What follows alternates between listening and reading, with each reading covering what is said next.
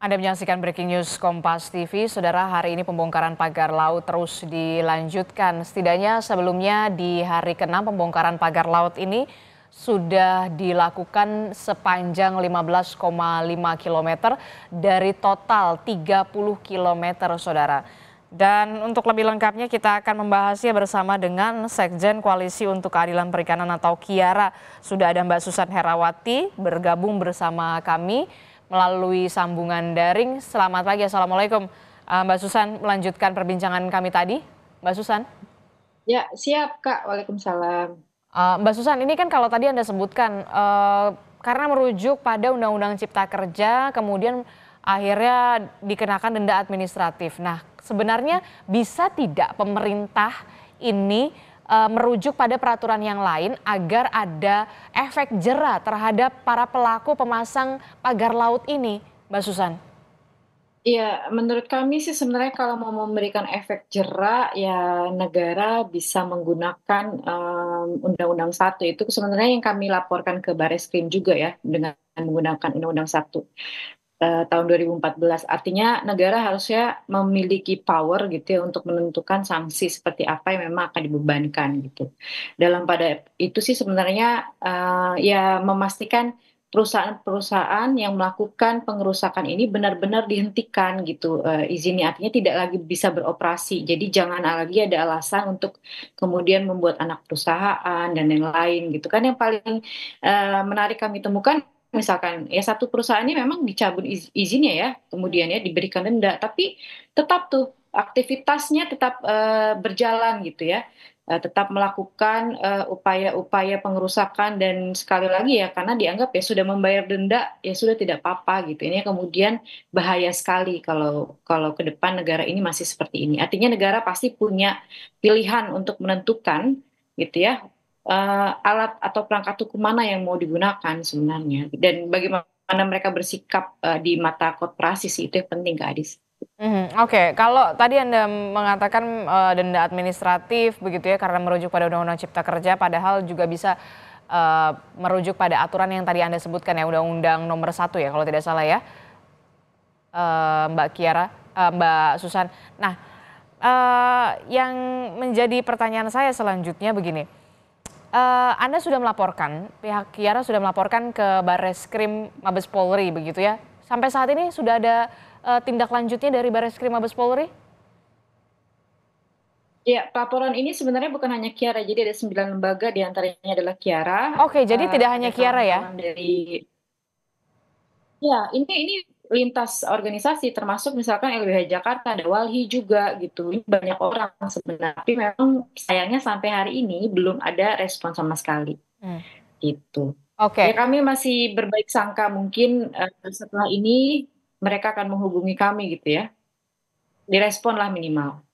Terakhir, singkat saja, Mbak Susan, eee, sebelumnya kan DPR sempat mengatakan ini kita berikan waktu dulu 20 hari begitu ya maksimal. Kalau memang sampai lebih dari 20 hari tidak ada solusi yang benar-benar signifikan, barulah kemudian DPR akan membuat panja atau membentuk panja. Nah, kalau Anda melihat ini apakah lebih baik DPR membuat panja atau kemudian ya sudah terima saja denda administratif saja?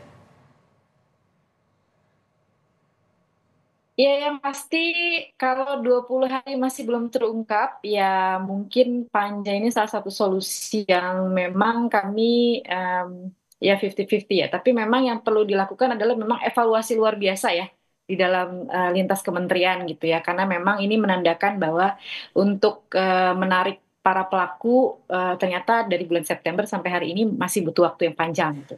Harusnya sih evaluasi juga dilakukan, bukan hanya, tadi membuat panja, kemudian juga memang ada hal yang signifikan lah dilakukan gitu.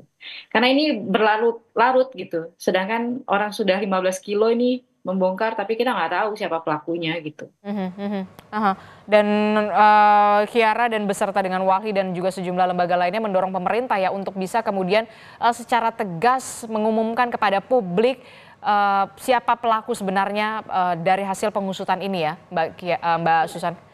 Tunjukkan bahwa memang, negara ini, tidak tunduk terhadap korporasi, artinya tidak powerless di mata para investasi ini gitu. Mhm. Karena ini jadi sorotan publik, bagaimana negara bersikap, dan kalau kemudian ini gagal, ya sudah pasti masyarakat Indonesia pasti kecewa. Oke, baik, terima kasih informasinya Susan Herawati dari Kiara. Kami akan bergeser kepada jurnalis Kompas TV. Inilah visual di mana di dalam kapal Pol Airut, jurnalis Kompas TV Renata Panggalo dan juga juru kamera ada Julian Fernando yang sampai saat ini dalam perjalanan menuju desa atau wilayah Tanjung Pasir di Kabupaten Tangerang. Tapi kami akan coba bergeser ke jurnalis Kompas TV Malaika Keridaman dan juga juru kamera ada Yohan Bagja di sana di Tanjung Pasir, Kabupaten Tangerang. Selamat pagi, Malaika. Malaika, ini kan kalau kita lihat ya di sana cuaca cukup mendung begitu ya. Apakah bisa memenuhi target hari ini 5 km untuk pembongkaran laut? Atau ketika hujan turun harus dihentikan sementara? Skemanya nanti akan seperti apa, Malaika? Ya, memang saat ini kondisi dari laut sendiri ini memang cukup pasang, Adisi dan juga saudara. Sedang diperlihatkan oleh juru kamera Kompas TV Yohan Bagja. Untuk ombaknya juga cukup besar begitu ya, dan memang kalau kita lihat cuaca dan kita berkaca di hari-hari kemarin, cuaca dari Jakarta sendiri dan juga Tangerang itu cukup mengalami curah hujan yang cukup tinggi, sehingga memang tadi saya juga sudah sempat berbincang dan bertanya begitu ya kepada para anggota TNI AL yang melakukan pembongkaran pagar laut jika memang terjadi curah hujan yang cukup tinggi dan juga apabila ombak ataupun kondisi laut yang cukup pasang, ini memang pembongkaran ataupun pencabutan pagar laut akan dihentikan sementara atau akan ditunda dan akan dilanjutkan ke esok hari. Namun kalau sampai dengan saat ini memang cuacanya saat ini Adisi dan juga saudara cukup mendung, namun memang masih bisa melakukan aktivitas dan memang tadi para anggota TNI AL juga masih bisa begitu ya untuk melakukan pembongkaran ataupun pencabutan pagar laut. Yang saya mau ceritakan Adisi, tepat di sebelah kanan saya ini adalah dua kendaraan yang sebetulnya sempat digunakan untuk melakukan pembongkaran maupun pencabutan pagar laut. Kalau yang di sebelah kanan, saya akan menjelaskan di yang sebelah kanan dulu. Ini adalah LVT Adisti dan juga saudara, digunakan untuk menarik begitu ya, menarik atau melakukan pembongkaran dan pencabutan pagar laut. Memang kalau ini dinaiki oleh anggota TNI AL, ini bisa menampung sekitar 10 sampai 20 orang. Memang cukup besar, namun LVT sendiri ini hanya digunakan sekitar 2 kali selama sekitar 7 hari melakukan pembongkaran atau pencabutan pagar laut, karena memang bisa Anda lihat Adisi dan juga saudara, kendaraan ini cukup tinggi sehingga sangat sulit untuk melakukan pembongkaran atau menjangkau pagar laut. Adisti. Oke, baik, terima kasih informasinya jurnalis Kompas TV Malaika Keridaman melaporkan langsung dari Kabupaten Tangerang dan juga juru kamera ada Yohan Bagja di Kabupaten Tangerang. Dan ini adalah visual di mana jurnalis Kompas TV Renata Panggalo bersama dengan juru kamera Julian Fernando sudah berada di tengah laut begitu ya untuk bisa menuju ke lokasi pagar laut di wilayah Tangerang, Banten.